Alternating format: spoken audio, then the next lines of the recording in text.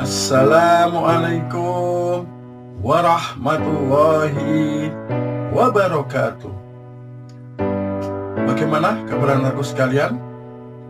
Semoga kalian tetap sehat dan dalam lindungan Allah Subhanahu wa Ta'ala. Sebelum mengawali pelajaran kita kali ini, terlebih dahulu kita berdoa. Berdoa mulai. A'udzubillahi minasyaitonirrajim. Bismillahirrahmanirrahim. Rabbi zidani ilma warzuqni fahma waj'alni minasyolihin. Amin. Pada pembelajaran dari kali ini kita akan belajar mengenai struktur dan anatomi pada batang tumbuhan. Untuk lebih jelasnya, silahkan kalian perhatikan video di bawah ini. Bismillahirrahmanirrahim. Pada pertemuan kita kali ini kita akan belajar mengenai struktur dan anatomi pada batang.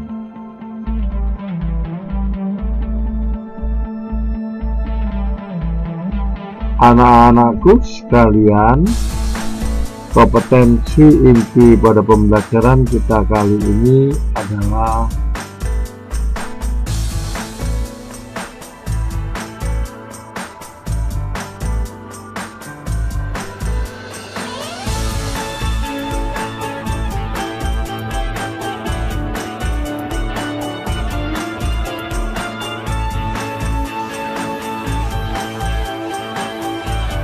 berikutnya kompetensi dasar,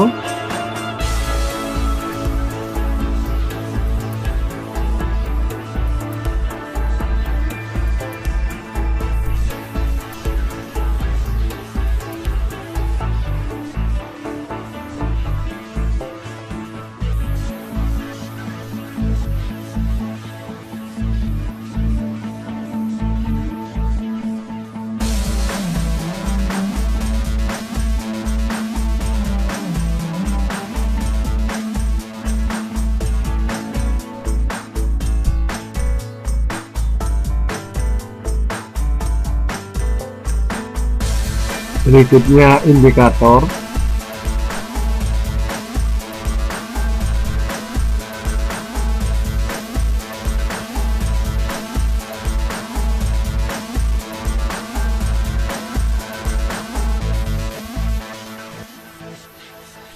berikutnya tujuan pembelajaran,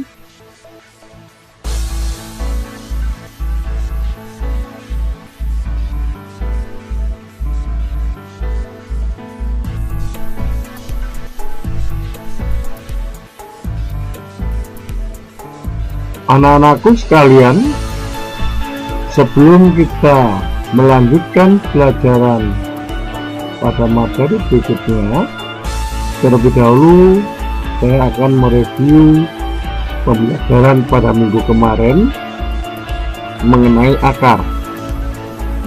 Akar adalah merupakan bagian pokok di samping batang dan daun bagi tumbuhan yang tumbuh menuju inti bumi atau kunus.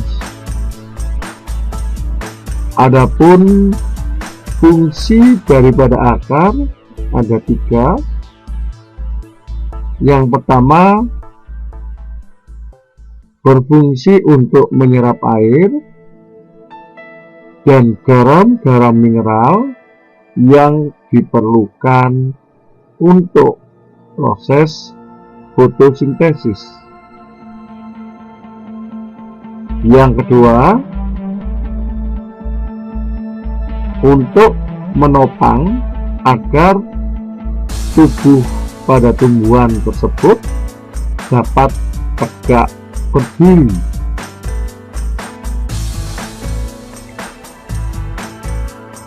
Tiga, sebagai tempat untuk cadangan makanan yang bisa dimanfaatkan, bisa dipergunakan oleh seluruh makhluk hidup. Anak-anakku sekalian, silahkan kalian perhatikan gambar di bawah ini. Ada 4 gambar. Perbedaan dari 4 gambar tersebut di atas terletak pada batangnya. Coba kalian perhatikan, batangnya ada yang berjenis herba dan juga ada yang berkayu. Untuk yang berjenis herba adalah tumbuhan yang memiliki batang yang banyak mengandung sekali air dan tidak berkayu. Adapun contoh dalam kehidupan sehari-hari, biasanya batang yang berjenis herba itu sendiri adalah seperti jahe, seperti kunyit, dan lain-lain.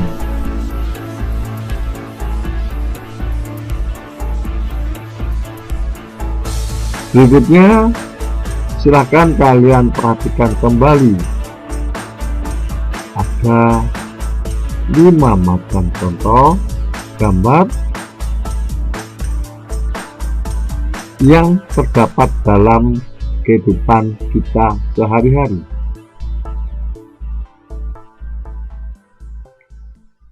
Setelah kalian memperhatikan ke-5 macam gambar di atas, dan yang terdahulu juga kita sudah mengidentifikasi serta menyebutkan contoh-contoh tanaman yang termasuk pada batang yang herba. Berikutnya adalah batang yang berkayu, adalah merupakan tumbuhan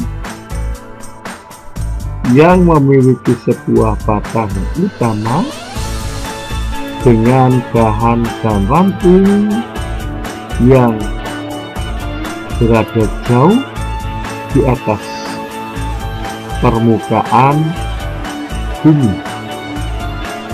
Adapun contoh-contoh dalam kehidupan sehari-hari seperti gambar yang saya sebutkan, ada pohon pepaya, ada bunga matahari, dan ada batang yang berjenis herba seperti semangka dan ketela rambat.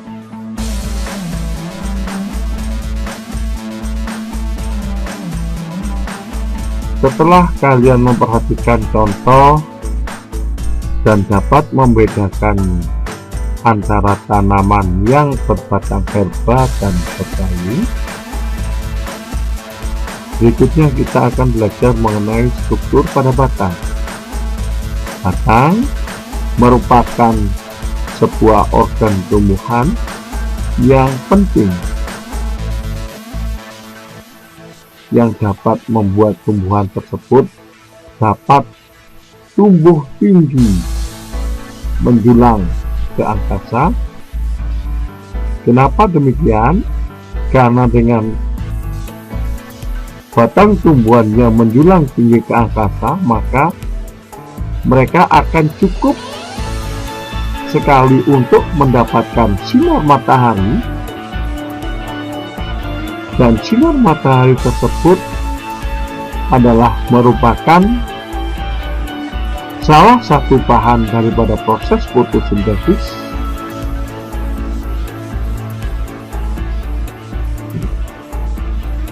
Dan batang juga merupakan saluran penghubung agar air dan mineral serta garam-garam yang diserap oleh akar dapat sampai ke daun untuk melaksanakan yang namanya proses fotosintesis.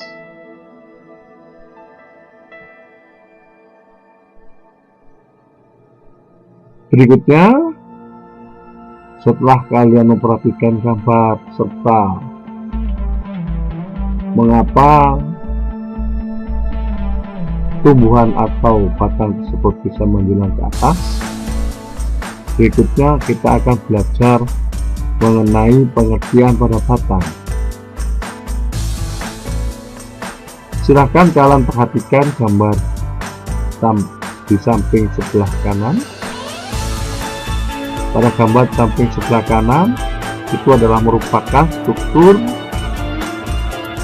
secara anatomi pada batang. Di situ terdapat epidermis, cortex, endodermis, xilem, dan phloem. Epidermis letaknya paling luar, kemudian dilanjutkan oleh cortex yang struktur anatominya sudah kelihatan rapat di samping pada epidermis sendiri. Berikutnya adalah endodermis yang dalam, kemudian dilanjutkan jaringan xilem dan phloem adalah merupakan jaringan untuk mengangkut serta mengedarkan sari-sari makanan dari daun menuju ke seluruh tubuh maupun sebaliknya, dari akar menuju ke daun, untuk melaksanakan yang namanya proses fotosintesis. Dan batang adalah merupakan organ tumbuhan yang menopang daun dan organ reproduktif, dan biasanya terletak di atas tanah kecuali batang tanaman yang berhizoma. Biasanya batang tersebut bisa tumbuh tegak menjulang ke atas. Pertumbuhan menebal terjadi pada tumbuhan tersebut adalah merupakan pertumbuhan sekunder, dan pertumbuhan sekunder tersebut dihasilkan oleh meristem sekunder, yaitu cambium vasculer dan cambium gabus. Batang pada tumbuhan sendiri digolongkan menjadi dua, yaitu batang dikotil dan batang monokotil.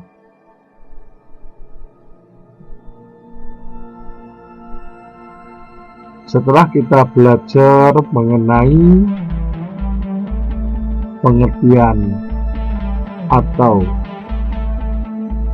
ciri-ciri dan penopang pada batang, berikutnya yang kita pelajari adalah fungsi daripada batang adalah sebagai tempat untuk tumbuhnya daun dan bunga, serta alat perkembangbiakan secara vegetatif, dan yang ketiga adalah alat untuk menyimpan bahan cadangan makanan.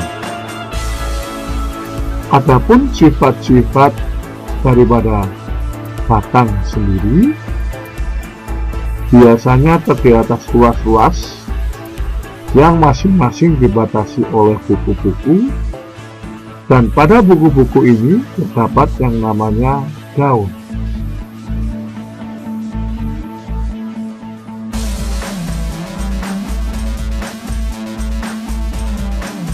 Silakan kalian perhatikan struktur dan anatomi pada batang yang sudah kita buat sebuah sayatan melintang pada batang dan diamati dengan mikroskop monokuler. Pada gambar di samping sebelah kiri terdapat epidermis, kemudian terdapat berkas pembuluh, dan terakhir adalah terdapat jaringan dasar yang letaknya berada di tengah.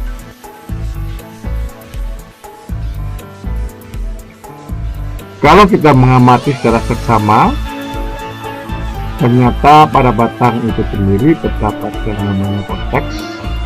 Pada gambar di samping sebelah kanan pada korteks, kemudian terdapat juga floem primer serta sekunder. Kemudian terdapat kambium penebalan. Berikutnya ada xilem primer dan xilem sekunder. Terdapat empulur, xilem, serta bekas pengangkut floem serta epidermis. Pada gambar di samping sebelah kanan terdapat sebuah perbedaan yang sangat mencolok antara batang monokotil dan batang dikotil.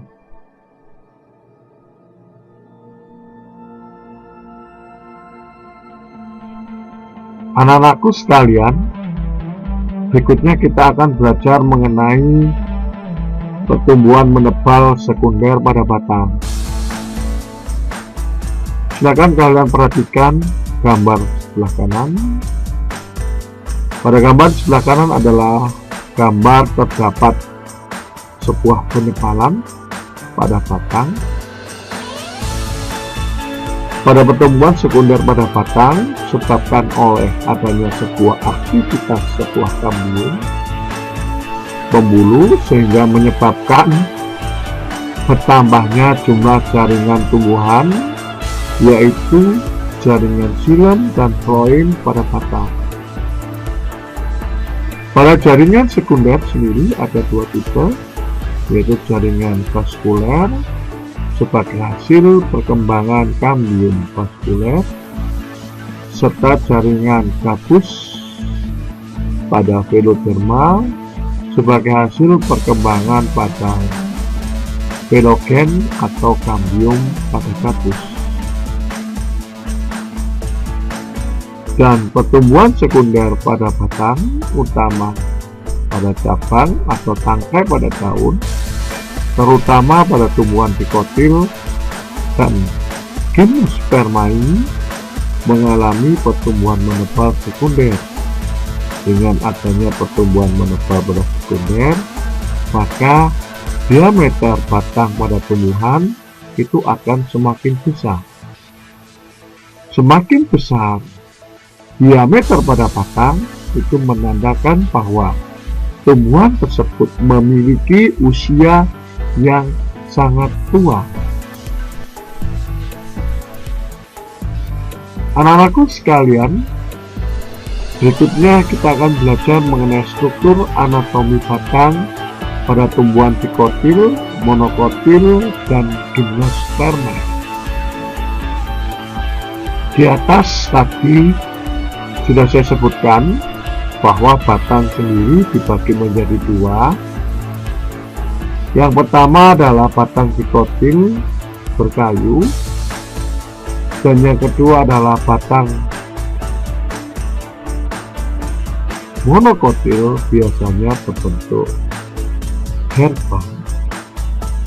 Anak-anakku sekalian, struktur batang pada tumbuhan dikotil kalau kita perhatikan Yang pertama adalah epidermis. Epidermis adalah merupakan lapisan yang terluar.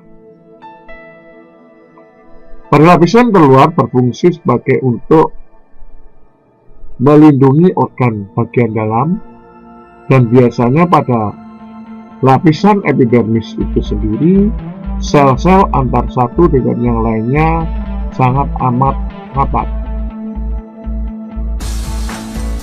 Berbeda pada korteks. Korteks adalah merupakan jaringan dalam setelah epidermis. Biasanya terdapat ruang antar sel sehingga bisa dengan mudah tumbuhan tersebut atau air-air kantong darah mineral tersebut untuk berpindah antar satu sel dengan sel yang lain. Berikutnya adalah xilem. Xilem berfungsi sebagai tempat atau sebuah jaringan, di mana di situ adalah mengangkut bahan-bahan daripada proses fotosintesis, bahan-bahan daripada proses fotosintesis dari akar menuju ke daun.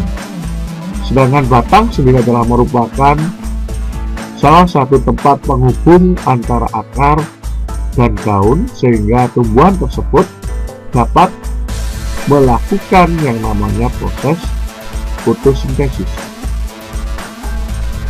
Berikutnya adalah jaringan floem. Pada jaringan floem itu sendiri adalah merupakan jaringan yang berfungsi untuk mengedarkan sari-sari makanan ke seluruh tubuh. Dan batang itu sendiri juga berfungsi sebagai tempat untuk menghubungkan antara daun ke akar.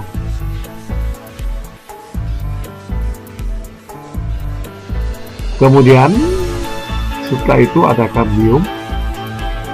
Kambium itu letaknya berada di tengah-tengah antara jaringan xilem dengan jaringan floem. Anak-anakku sekalian, berikutnya kita akan belajar mengenai batang dikotil. Dibagi menjadi dua.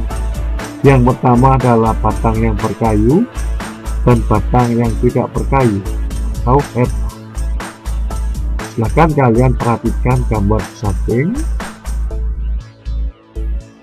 Setelah kalian perhatikan gambar di samping,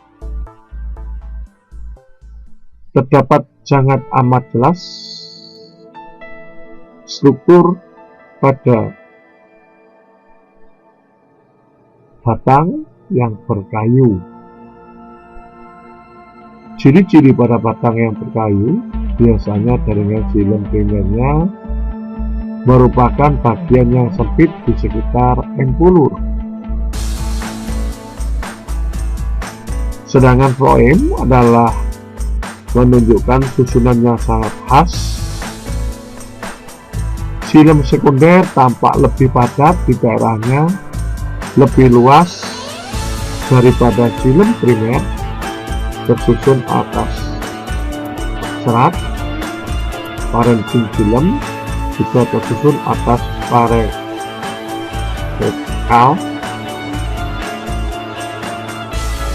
dan bagian terluar pada empulur merupakan jaringan penimbun atau jaringan menyimpan cadangan makanan, sehingga sewaktu-waktu dapat dipergunakan untuk aktivitas tumbuhan itu sendiri.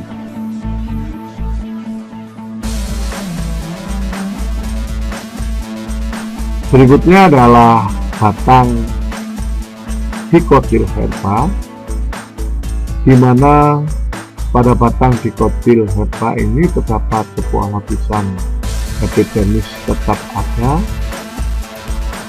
Kemudian jaringan floem primer menghasilkan serat yang letaknya berdekatan dengan korteks. kambium pembuluh memisahkan antara jaringan xilem dan jaringan floem. Jaringan xilem di sini adalah jaringan xilem sekunder dan membentuk sebuah silinder yang sangat amat kompak. Empulur yang parenkimatis mengandung sel-sel lendir. Selain mempunyai tipe kolateral terbuka pada dikotil herba itu sendiri, terdapat berkas pengangkut dapat bertipe bikolateral.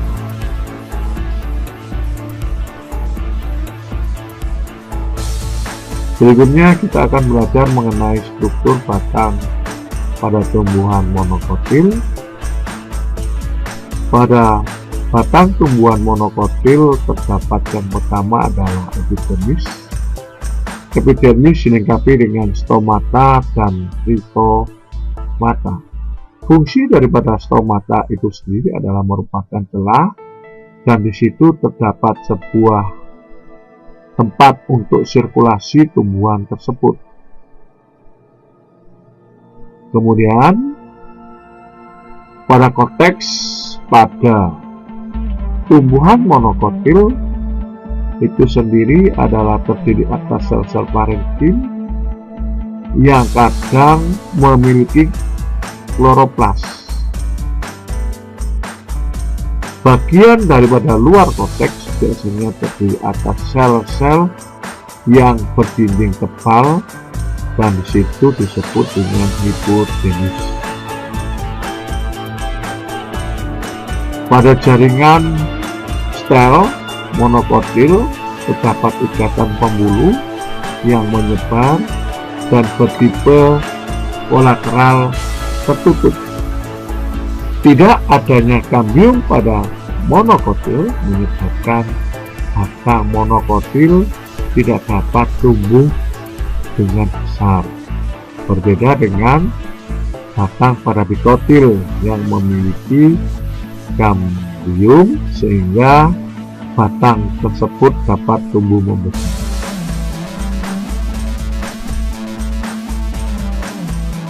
Berikutnya kita akan belajar mengenai batang tumbuhan gymnospermae. Pada batang tumbuhan gymnospermae contohnya adalah pinus.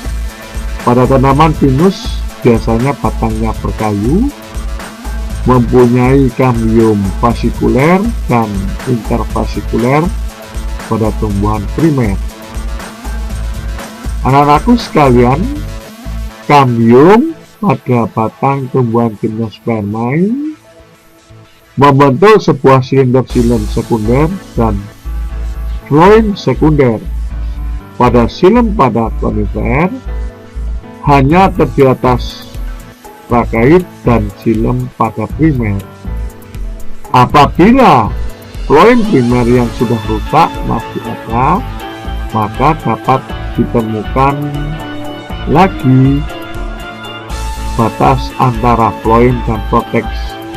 Jika tidak, maka batas antara floem dan korteks sukar ditentukan karena floem primer tidak membentuk sebuah serat.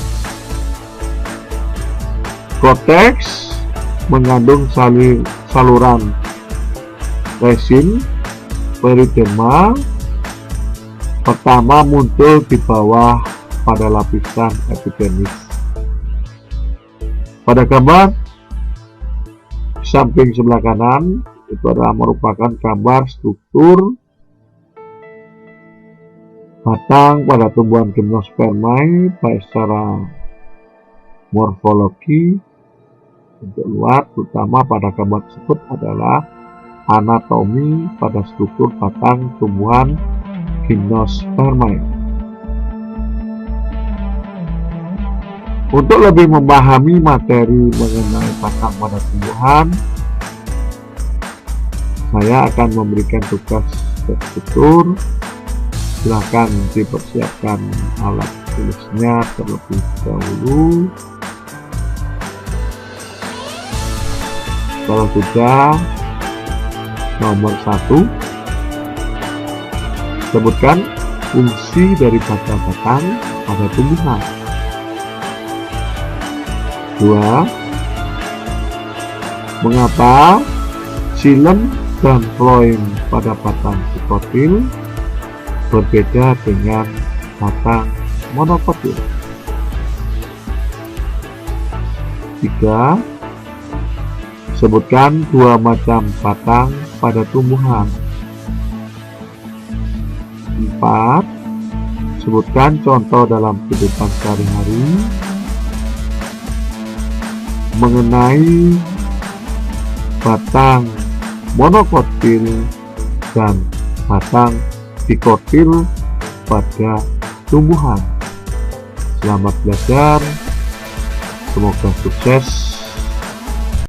Demikianlah video pembelajaran kita kali ini. Semoga bermanfaat dan tetap semangat untuk mencari ilmu.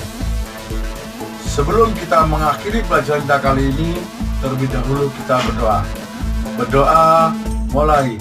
A'udzubillahi minasyaitonirrajim. Bismillahirrahmanirrahim. Allahumma inni astaudiuka ma'alamtanihi fardudahu ilayya inda hajati wala tansanihi ya rabbal alamin. Amin.